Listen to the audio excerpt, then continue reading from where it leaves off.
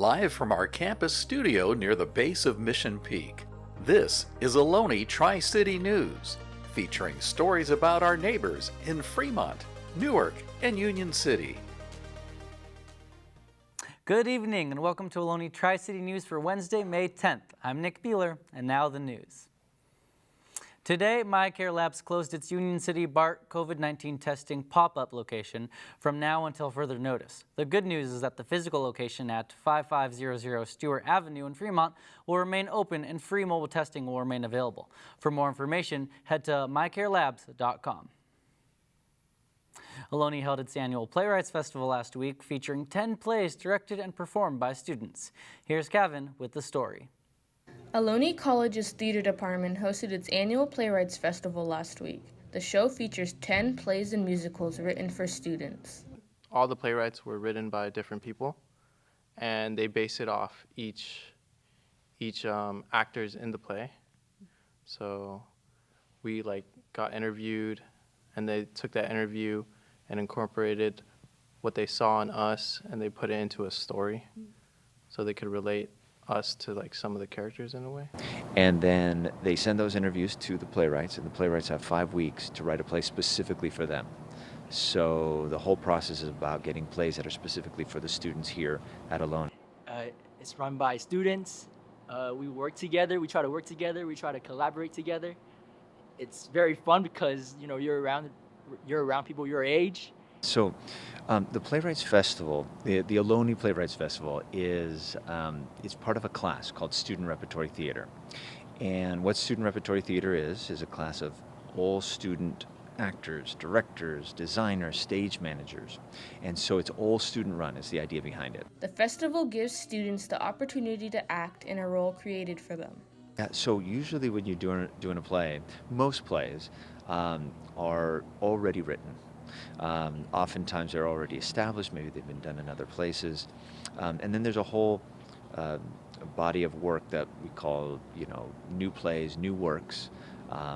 And those are still written, not necessarily for the actors, but it's a new play a playwright wrote, and now a company's going to produce it for the first time. We call that a world premiere. We're doing that, but we're taking it a step further in that we are having the playwrights write it specifically for those actors.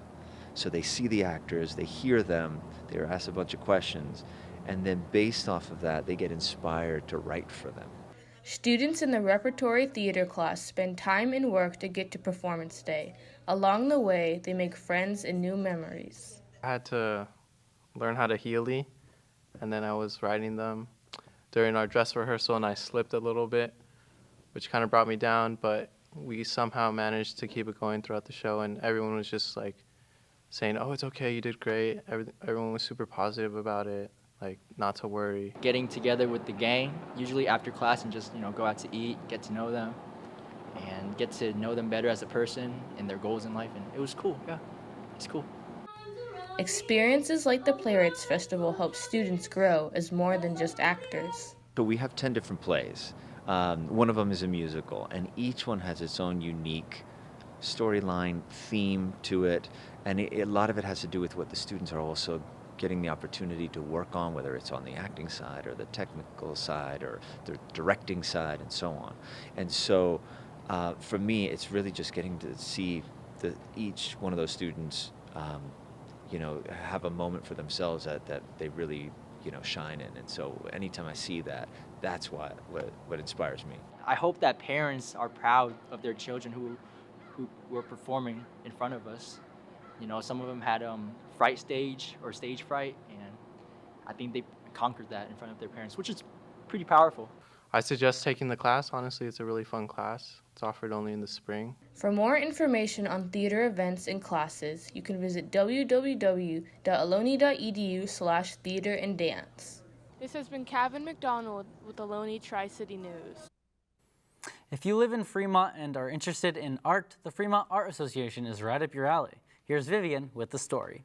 We're the only art association in Fremont who brings art to the community on a regular basis.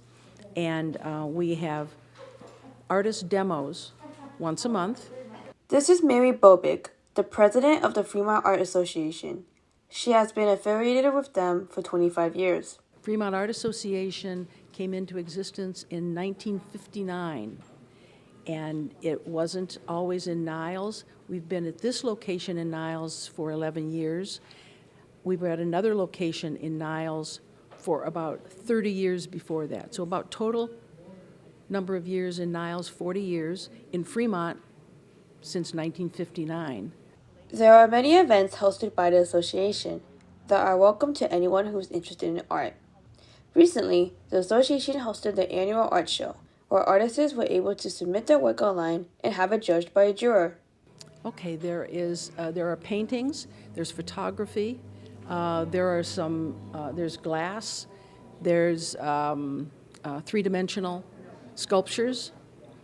Despite having successes over the past several years, the pandemic has affected the association's engagement with their community.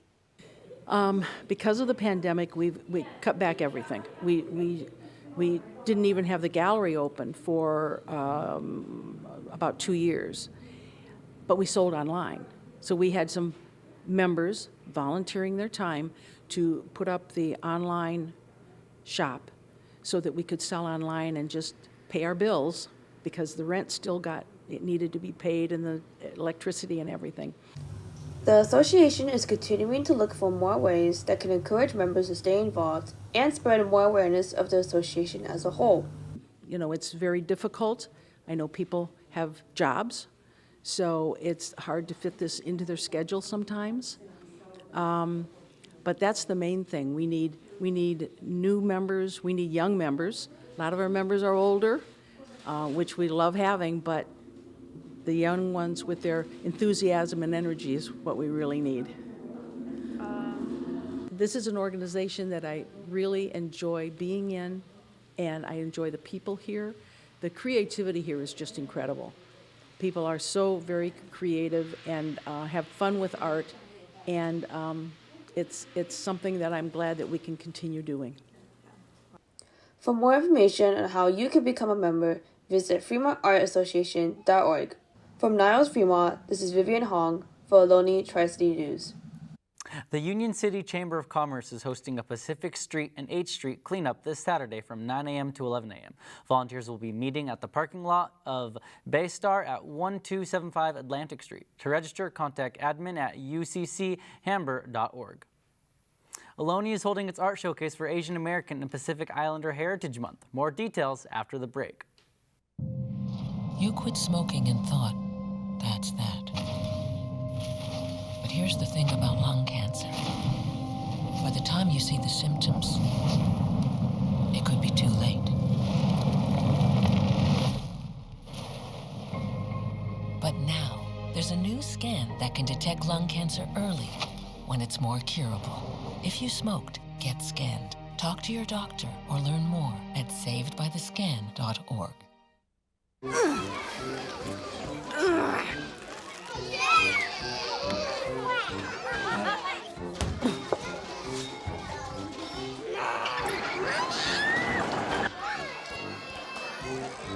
If you love them enough to crawl into a play place to get them to come down,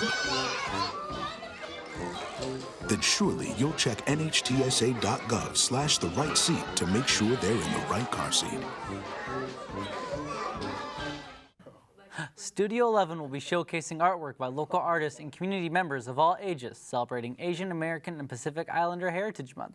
The event will have art, music, food, and kids' activities. The event is happening this Friday, May 12th from 6 to 9 p.m. in Studio 11 at 346262 11th Street, Union City. If you missed last week's spring market, here's Murtaza with the story. This past Thursday, Ohlone College held a spring market with a variety of different attractions. Games included things like basketball, puzzle games, and more. Food and beverages were also given out for free during the spring market event. For more information regarding future Ohlone College events, visit ohlone.edu. And now it's time for entertainment. New to theaters this Friday is comedy drama biopic Blackberry. This dramatization, based on true events, tells the story of the two men who created the world's very first smartphone, the one and only BlackBerry. Does anyone remember those? Because I sure do. My dad had one, and I'd always steal his phone and play Brick Breaker on it. Anyways, the story is about the two men who invented the BlackBerry and the spectacular rise to the unfortunate, catastrophic downfall of the company that followed. The movie stars Glenn Howerton from Always Sunny in Philadelphia and Jay Baruchel. Reviews have started to come out, and it currently stands at a 98% on Rotten Tomatoes. Critics say the movie is very entertaining and surprisingly funny, given that a documentary on the same topic wouldn't be so. Many say the humor is very clever, the story is solid, and the performances are well done. It is also said that there is a very nice overlying message that audiences can take from the film, all wrapped up in a satisfying ending. If you want to relive the nostalgic experiences of the world's bold first smartphone, then you can see BlackBerry in theaters this Friday. Also in theaters this Friday is Charlie Day's directorial debut, Fool's Paradise. The It's Always Sunny in Philadelphia star not only directed, but also wrote and acts in the film. The satirical comedy is about a down-on-his-luck publicist who discovers a recently released mental health patient who has lost the ability to talk. It just so happens that this patient looks exactly like the misbehaving movie star who is giving the publicist so much trouble. The publicist then gets the idea to sub the patient into a film, creating a new star. However, fame and fortune are not all they are cracked up to be for the mute patient, now in the spotlight. The movie has quite the star-studded cast featuring Charlie Day, Ken Jeong, Glenn Howerton, Jason Sudeikis, Jason Bateman, Ray Liotta, Kate Beckinsale, and Adrian Brody, to name a few. The movie looks like it's going to be a blast of fun and a very entertaining ride. If you want to be there for Charlie Day's directorial debut, then you can catch Fool's Paradise in theaters this Friday.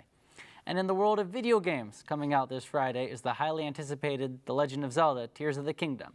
This rendition in the Zelda game franchise is the sequel to the classic hit from 2017, Breath of the Wild. Breath of the Wild was almost unanimously everyone's game of the year, so it awaits to be seen if Tears of the Kingdom will be 2023's. Many of the game's mechanics will be similar, however, they are expanding the open world setting even more by allowing players to explore mysterious fortresses in the sky. While it is a continuation of Breath of the Wild, many of this new game's plot points have been kept under wraps. Not much is known except that our hero Link will once again have to stop a malevolent force from bringing destruction to the kingdom of Hyrule.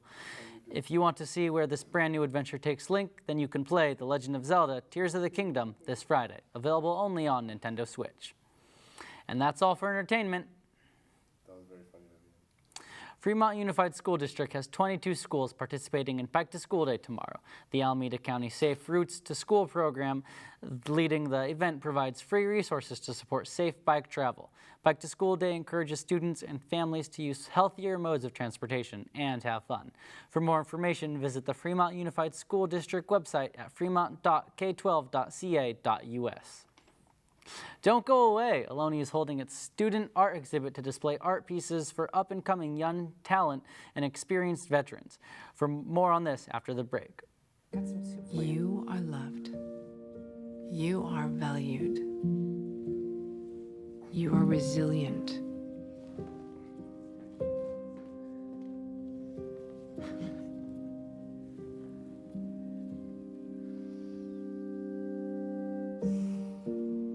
You got this.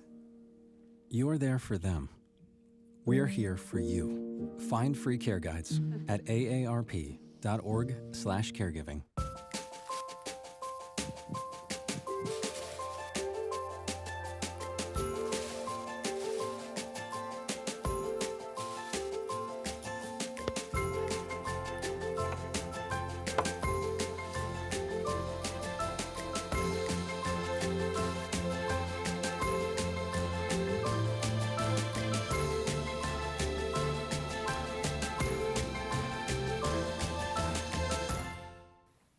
Recently, officers responded to an alert from community safety cameras that a suspect vehicle associated with multiple recent package thefts entered the city.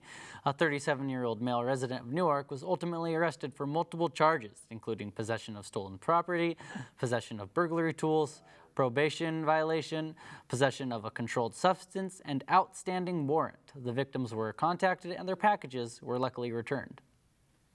Time is running out for you to see the artwork by Ohlone students. Here's Gustavo with the story. Oh yeah. The annual Ohlone College Art Exhibit opened this week at the Louis Meagher Art Gallery. It featured paintings, sculptures, and pictures submitted by the students here at Ohlone College. Please visit the gallery and see all the amazing work students across our campus have made over the past year. Tomorrow, Thursday, May 11th, will be the last day to attend this beautiful exhibit. The gallery will be open from 11 a.m. to 4 p.m., located in the Smith Center. Don't miss out. Now we're going to toss it over to weather. Time to shine, Anna. Thank you, Nick. We're back to cooler temperatures this week. Today, San Jose and Fremont reached a high of 59, while the lowest today was in Santa Cruz at 53 degrees. Let's take a look at tonight's low temperatures.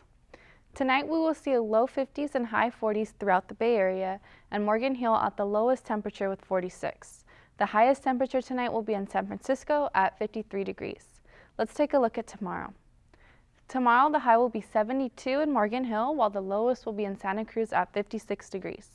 Let's take a look at this week's forecast. We're in for warm weather this weekend with sunny skies and mid-80s. Enjoy these last few days of cool weather. That's it for this week's weather. Back to you, Nick. The Fremont Cultural Arts Council focuses on the appreciation of fine arts. We'll continue this story after this break. Wait, not in the toilet. No, don't do that. No. Don't hit your brother. Ooh. Not again. What did I tell you about playing in the mud? Raffy, not so close to the pool. Wait! Frankie, what are you doing? We told you never to touch the gun! I'm sorry, I didn't think it was that big of a deal. You could have hurt yourself! Safely store your guns. Unload, lock, and away from ammo.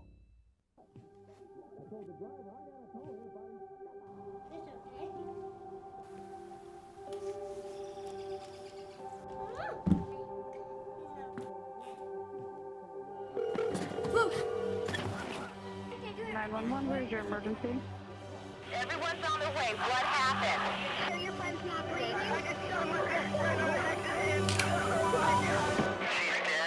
Please get my mom and dad. Oh my God! A nonprofit organization focuses on furthering the practice and enjoyment of fine arts in Fremont. Here's Anna with the story. The Fremont Cultural Arts Council was formed by historical efforts to help advocate for cultural arts in the surrounding community. FCAC promotes the arts and the culture of Fremont and environs, but mostly here in Fremont. With support from City of Fremont founding fathers, and they were founding fathers at that time, along with very supportive spouses, they formed this nonprofit organization to promote the arts in Fremont and to raise funds and lobby for a performing arts center in Fremont. The organization is ran by inspired and passionate volunteers who want to support and serve as a collective voice in matters of public policy affecting cultural arts and give back to the community. We don't have an event center. Most of the time we don't sponsor enough of the cultural and art activities that are going on in Fremont at the city level. And so any kind of promotion you can to promote this is a good thing. I used to be a regular writer for our local newspaper, Tri-City Voice, and I used to review many art exhibits in various places like Olive Hyde Art Gallery and Fremont Cultural Art Council events.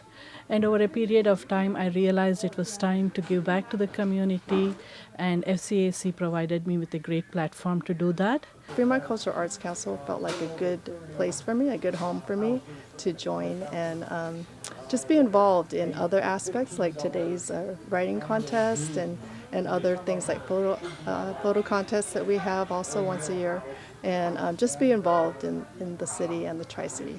The FCAC promotes community building activities that help local artists showcase their skills and work. Flash fiction is a very interesting event because it gives local writers an opportunity to write, and also it helps them to have their work published in the local newspaper. I run it. I get to choose what the theme is every year, and I get to read all the stories.